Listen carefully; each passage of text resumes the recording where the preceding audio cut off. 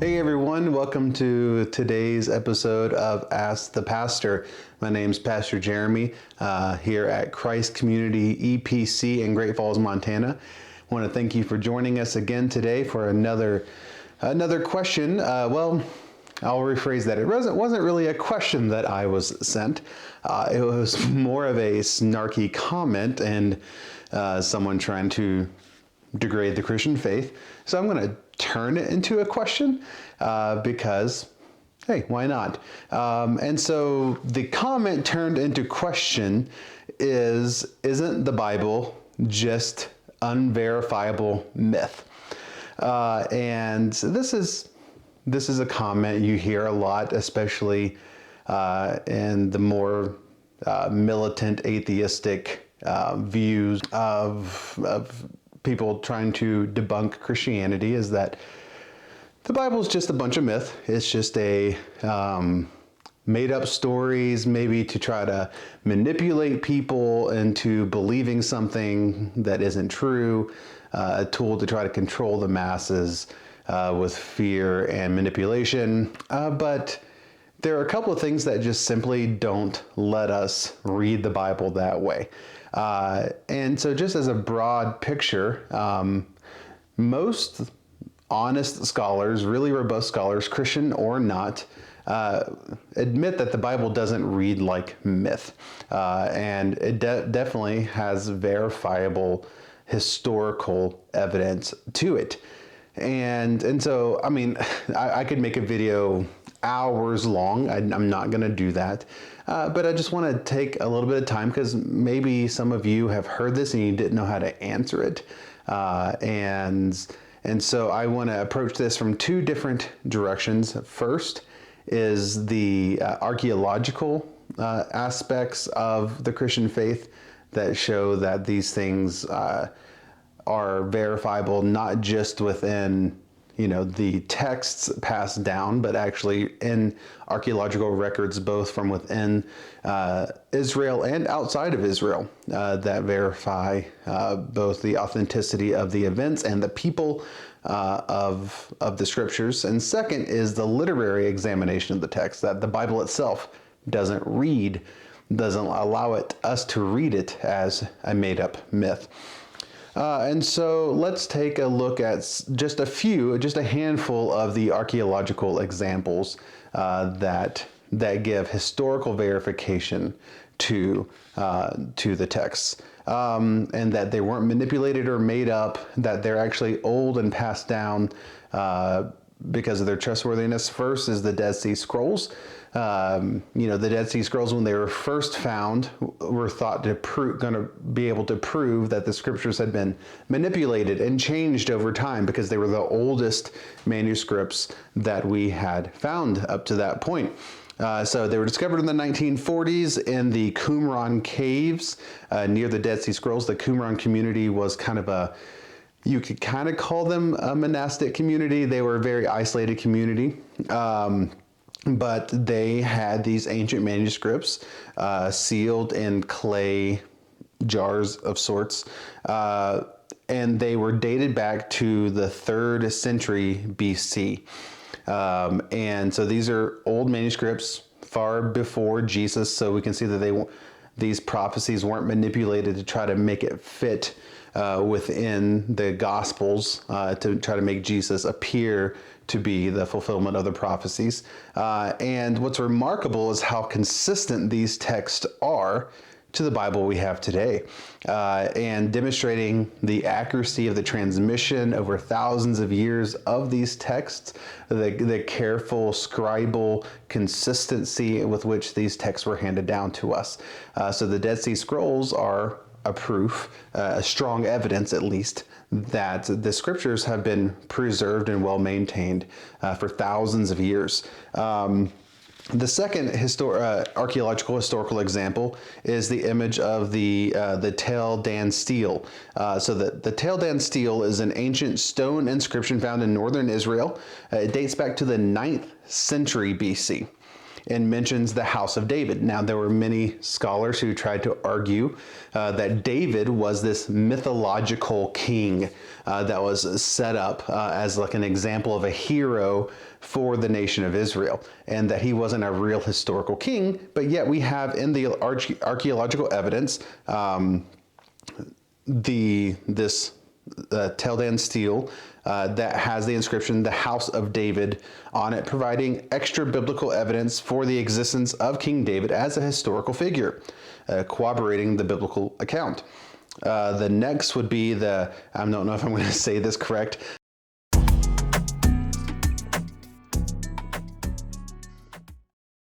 The Merneptah stele.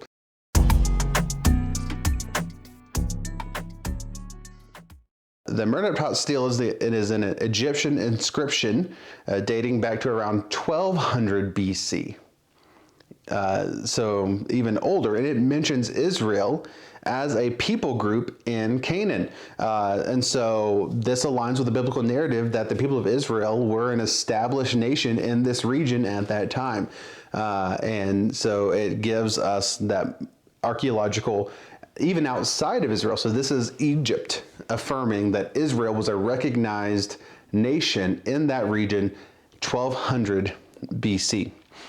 And then the next one is Hezekiah's tunnel. Again, I'm just kind of spitballing these archaeological finds that show that this isn't unverifiable myth, but there actually is historical archaeological evidence for these things. Hezekiah's tunnel which was described in 2 Kings 20:20. It's an ancient water tunnel. It was constructed by King Hezekiah as he was preparing to be sieged by the Assyrians. And one of the ways you were sieged was they would cut off the water supply so that you had no way of getting water into the walls of the city, and they would cut off the food supply so you couldn't get food into the city. And so Hezekiah, in preparation, had this tunnel constructed to bring water into the city in preparation for the siege. It was rediscovered in the 19th century and confirms this biblical account of Hezekiah's preparation for that siege. So these are just a few examples. Again, there are many other archaeological finds, other extra biblical accounts like the writings of Josephus, that is a Jewish text, a Jewish scholar who affirms the existence of Jesus as a person. But these are just a handful of the archaeological evidence that verifies the historicity of the Bible, that we can't just read it as just myth, as just something made up, that there are historical, intellectual, verifiable archaeological evidences of the people and the events within the scriptures.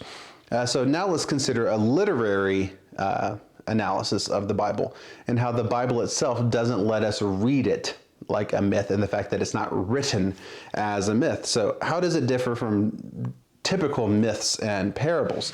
Well, one of the key differences is the Bible's realism and its portrayal of its characters. Unlike mythological texts, the Bible doesn't idealize its heroes except for Jesus, but it presents them in all their flaws.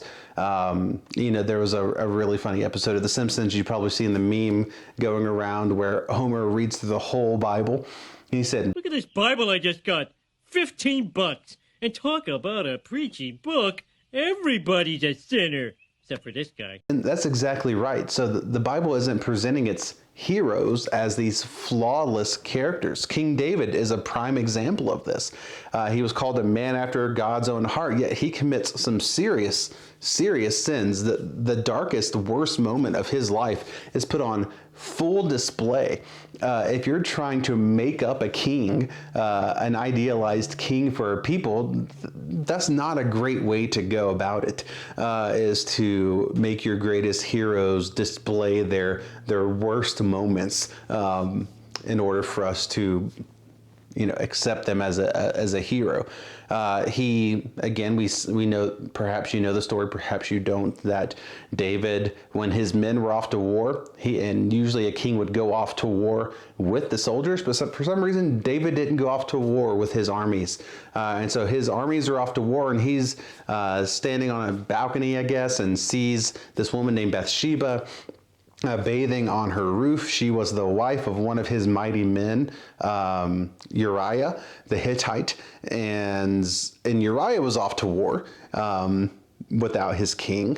And so David calls Bathsheba to his house. He sleeps with her. He gets her pregnant, and in a panic to try to cover his tracks, he calls Uriah back from war and tries to get Uriah to go lay with his wife. Uriah won't do it because his brothers are out fighting. So he's not going to go be with his wife while his brothers are potentially dying on the battlefield. So he sleeps in the king's courtyard.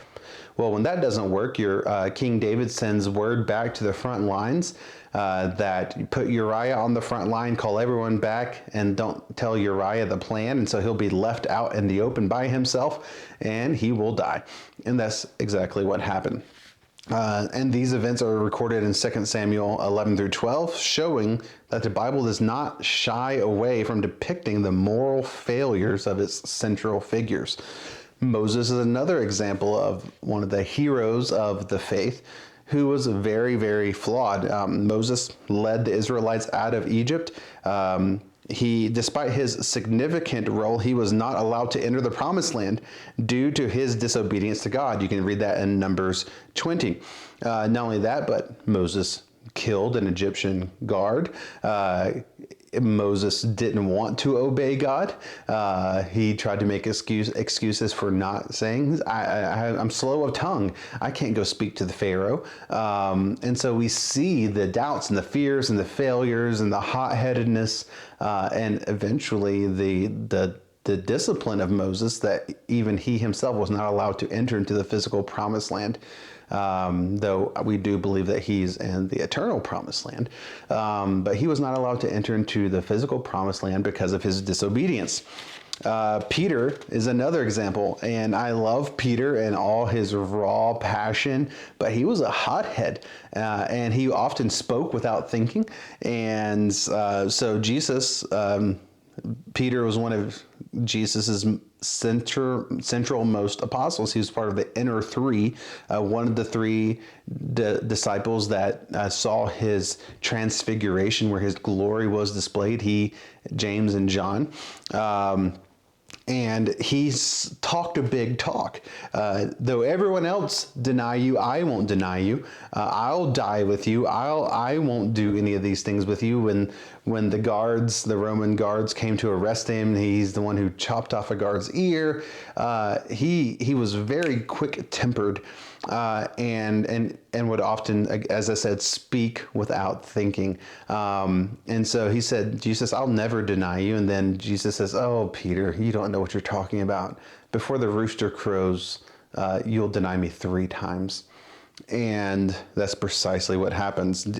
3 times during Jesus's trial, while Peter's waiting out in the courtyard in Matthew 26, we see that he denied his maker 3 times, denied his Savior 3 times. And such honesty about the failures of the heroes, the leaders of the church, actually tends to give more authenticity and credence to the Bible. Another example I would give is the fact that the first witnesses of the risen Jesus in the biblical text are women. And this is not meant to demean or degrade women, but women in that time, their testimony wasn't admissible in court as a solo testimony. And so if you were trying to convince people, trick people into thinking that Jesus really rose from the dead, it's not a wise move to put women as your first eyewitnesses. But the Bible does. The Bible gives these women, it says it's honest, and it's this kind of vulnerability of the flaws of these major characters in the story that actually gives historical credence to to these events, and not that they're just made up to try to trick people into believing a lie. And then beyond that, speaking of the resurrection, every single one of the apostles and many, many others after them who claim to be eyewitnesses of the risen Jesus died for their faith. Now, it doesn't make any sense that they'd be willing to endure such torment and pain and death for what they knew was a lie.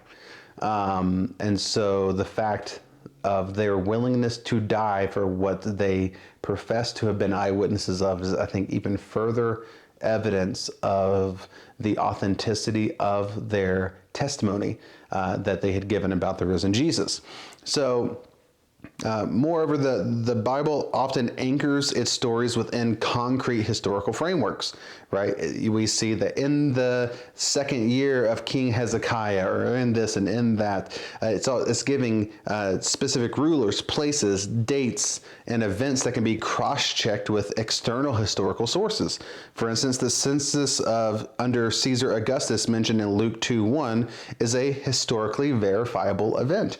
And so the fact that the Bible gives us these time markers, these time stamps, these places, these names that can be verified outside of the biblical text proves that it doesn't allow us to read it just as a myth, as something made up. So, in conclusion, while some aspects of the Bible do require faith, that is a nature of what it means to be a Christian, there is substantial archaeological and historical evidence to support its reliability. Additionally, the Bible's unique literary characteristics, such as candid portrayals of its heroes, and their flaws and their failures, and the fact that there are detailed eyewitness accounts to these events differentiated from myth or parable. And so both the historical evidence, the archaeological evidence, and the internal literary evidence of the Bible don't allow us to read it as, or just discount it as myth. And so if you want to discount the Bible, you have to do far more work than just labeling it as myth and rejecting it. So hopefully that gives you a little bit more insight into why we refuse and cannot just treat the Bible as myth. We have to do a lot more work in discounting archaeological evidence and restructuring everything we know about literary theory in order to just call the Bible a myth. And so if you're struggling with the Bible, I encourage you to read it. Start at the beginning. See how the Bible unfolds as it was written over 1,000 years with 40 different authors on different continents telling this cohesive story with historical archaeological proof to back up the claims. It's telling one beautiful story about a good creation that was ruined by man's sin and redeemed by God himself as he sent his son into the world to die and to rise again, to make all things new. And the evidence points to the fact that these things are authentic and verifiable and trustworthy. And so I encourage you to get into the Bible yourself, to read it yourself, to pray and to ask God to bring light and understanding by his Holy Spirit to you as you read the scriptures. So thank you again for joining us. If you are looking for somewhere to worship on Sundays, you can join us here at Christ Community EPC in Great Falls, Montana. Bible study at 9 a.m., worship at 10:30. If you live outside of Great Falls and you're not able to make it here, you can join us and watch our live stream of the service on our Facebook page. If you found this helpful, if you think it would be helpful to someone else, please like, subscribe, share, all those things that people say to do. You can do that. And if you have any other questions, and I prefer not to be berated or belittled in messages, I normally ignore those. But if you have a legitimate question that you would like answered, feel free to email me at pastorjeremy@christcommunitygf.com.